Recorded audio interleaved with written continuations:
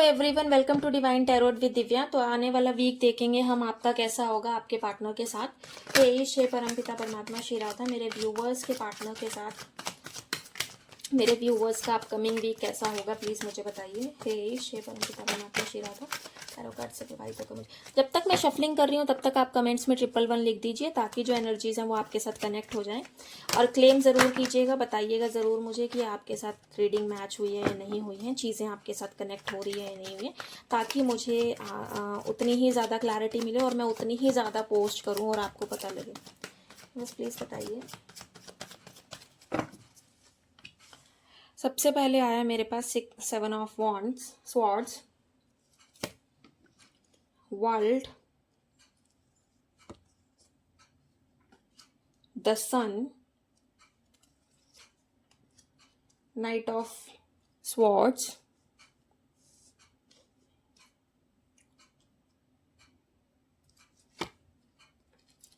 Ten of wands, 7 of wands, ace of cups, 9 of pentacles। Bottom of the deck आया मेरे पास 6 of wands। तो सबसे पहले अगर मैं बात करती हूँ, देखो मुझे ऐसा नज़र आ रहा है ये आपसे भागते हुए नज़र आ रहे हैं।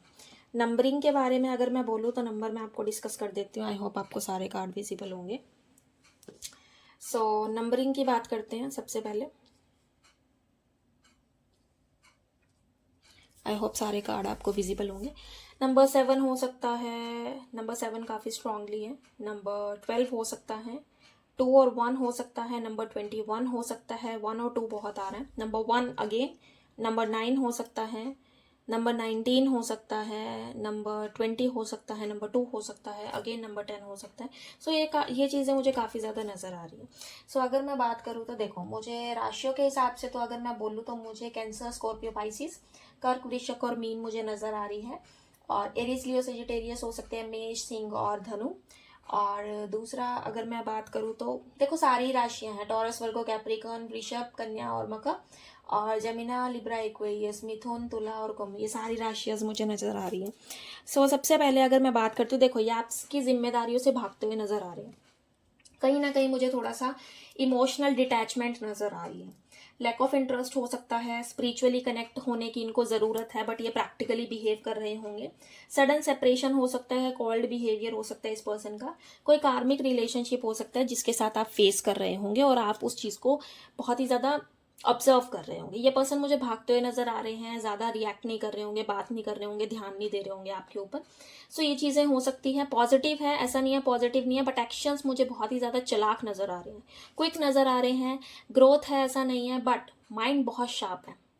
लोगों के बारे में बहुत ज़्यादा सोच रहे हैं, माइंड के थॉट्स बहुत ही ज़्यादा शार्प है, बहुत एक्सट्रीम लेवल पे साफ है। डिसीजंस ऐसा सोच रहे हैं कि नहीं नहीं ये तो कहीं नहीं जाने वाली, कोई बात नहीं, मैं आगे देख लेता हूँ चीज़ें, बाकी ये पर्सन तो मुझे यहीं मिलेगा। ठीक है, आने वाला टाइम में कोई मेजर चेंज हो सकता है आपकी लाइफ में, एक बिग चेंज हो सकता है। आने वाले 21 दिनों में आपको कुछ पता लग सकता है, कोई बात हो सकती है। देखो आपको थोड़ा सा ना ऐसा रखना है कि आपके ऊपर एंजल की ब्लेसिंग है। आप करियर में कह लो, रिलेशनशिप में कह लो, ग्रोथ में कह लो, आपको हर एक चीज़ को लेके पॉजिटिव रहना पड़ेगा। बट भगवान आपको कहना चाह रहा है कि आप उस चीज़ को समझो। You have to use your brain, आपको अपना दिमाग यूज करने की ज़रूरत है, बुद्धि लगाने की ज़रूरत है, जिसके कारण आपको सारी चीज़ें क्लियर होंगी। रीज़न क्या हो सकता है बुद्धि लगाने का, कि कहीं ना कहीं ये आपको नेगेटिव एटीट्यूड दिखाते होंगे। ठीक है, आपको ऐसा फील भी होता होगा ये पर्सन मेरे लिए सही नहीं है। आप अपनी गाइडेंस को लेकर थोड़े से इम्बैलेंस मुझे नज़र आ रहे हो। और आपको जहाँ लोग क्लेवर दिख रहे हैं क्लेवर बनो, जहाँ शांत दिख रहे हैं शांत बनो। अगर कोई बहुत ही ज़्यादा एक्स्ट्रा ऑर्डिनरी बन रहा है आप उसको देखो। अगर कोई आपकी ब्यूटी को एडमायर कर रहा है तो आप उस चीज़ पे ज़्यादा इन्फ्लुएंस मत हो। तो यूनिवर्स आपको ये कहना चाह रहा है कि इन सब चीज़ों को आप समझ के चलो। नेक्स्ट अगर मैं बात करती हूँ तो देखो मुझे ये नज़र आ रहा है कि जब आप संभल कर चलोगे तो क्या होगा कि आपका चाइल्डिश बिहेवियर एक्टिवेट होगा। आप एक्टिवेट होगे, आपकी एनर्जीज एक्टिवेट होंगी, आप काफ़ी पॉजिटिव रहोगे। एंजल्स की ब्लेसिंग यहाँ पे भी है और यहाँ पे भी है, दोनों मेजर अरकाना आए हैं।